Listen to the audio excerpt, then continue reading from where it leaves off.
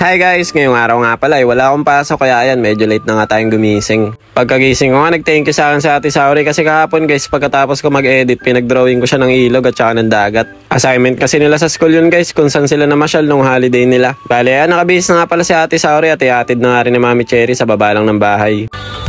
The wheels of the bus go round and round, round and round. Round and round, the wheels on the bus go round and round.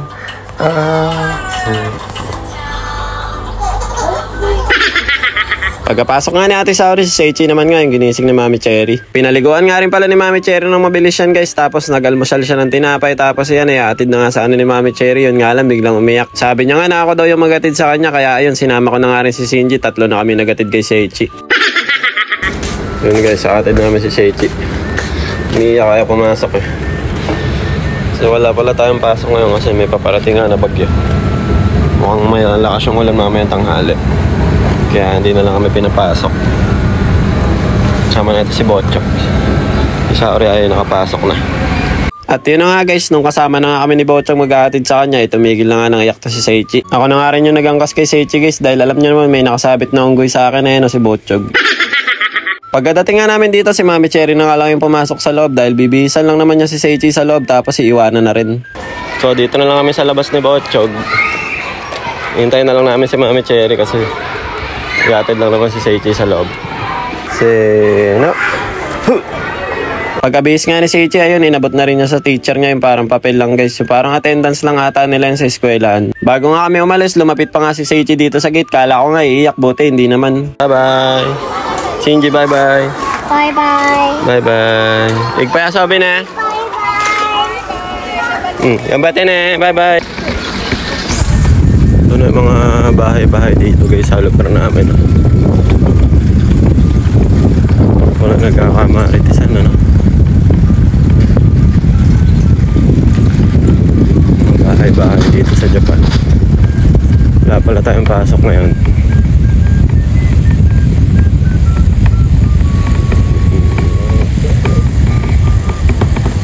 Ito, malapit na sa atin to, di ba?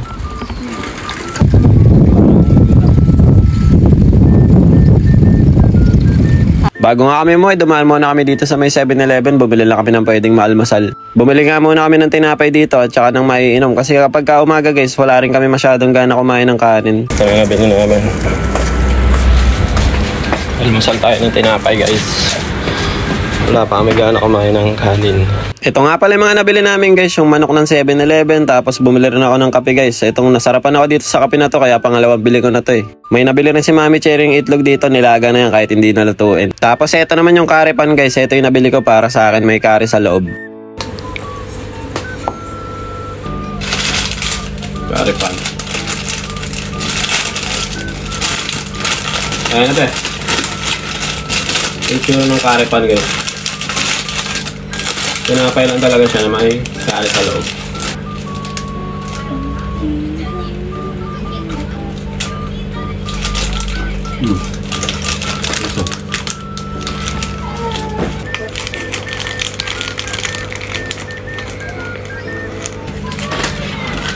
Sarap na itong kape na to guys.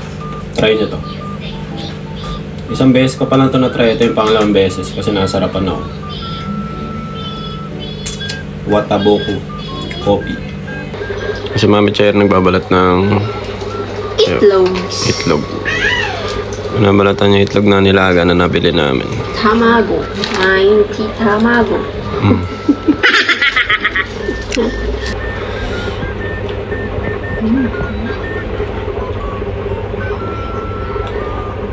Okay, tama. Medyo malasada pa. Tapos natin mag-almusal guys. Linisin natin tong mga isda. Hindi na siya goldfish, whitefish na siya.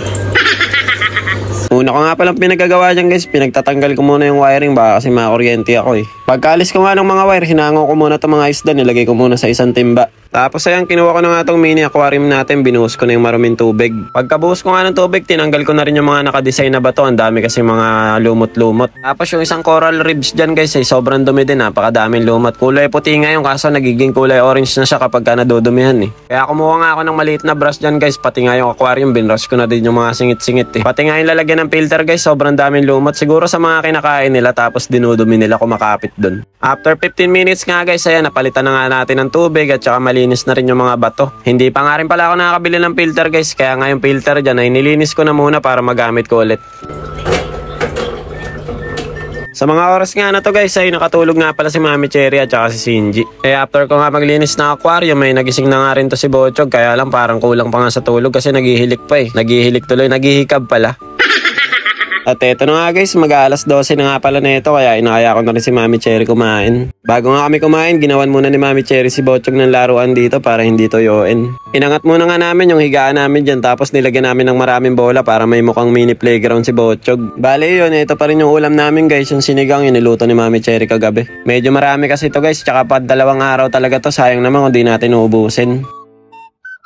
Mga bandang 12:30 naman guys, eto nakauwi na nga rin si Ate Sauri dahil half day lang daw sila ngayon. Pag uwi nga ni Sauri, ang ganda ng ngiti. Tinanong ko nga siya dyan guys kung bakit siya nakangiti. Sabi niya kasabay niya daw kasi umuwi yung mga kaibigan niya. Ganado na naman nga si Bocho guys pag uwi ni Ate Sauri kasi nakakita na naman siya ng kalaro eh. Pagkatapos nga kumain ni Mami Cherry, sunod naman yung pinakain si Bochog. Si Ate Sauri naman busog pa daw siya kaya hindi na muna kumain, nagpahinga na muna.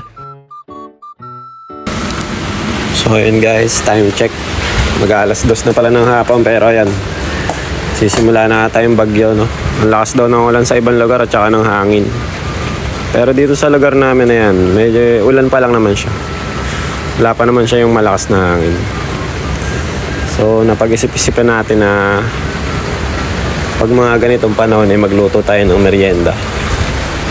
Nakabili nga ako ng malagkit nung nakaraan kaya feeling ko masarap ngayon guys ay mag-champurado. Ano? Maulan panahon para magluto tayo ng champurado. At eto na nga guys, nagsala nga lang ako dito ng mga 1.5 gatang na bigas siguro. Tapos inintay ko lang siyang kumulo at lumambot. Eto, nilagyan ko na rin ng kokwa, siguro mga 5 kutsara. Alam nyo naman guys, pagka ganitong maulan, masarap magmerienda lalo na kapag champurado. After 20 minutes nga siguro guys, ayan, nakaluto na nga tayo ng champurado, napakabilis nga lang. Pagkaluto ko nga yun, pinakita ko kay Ate Sauri, sabi niya kakain na daw siya, lagyan ko raw ng maraming gatas. Bear Brand nga sana yung masarap ilagay dito guys, kaya lang walang mabiling Bear Brand dito, kaya itong powdered milk na nga lang din yung nilagay namin. Parang coffee mate nga lang din to guys, pero masarap naman siya kapag nilagay niya sa champurado. Yeah.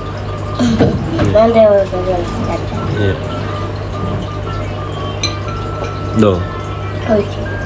Masarap. Ito yung masarap. Masarap.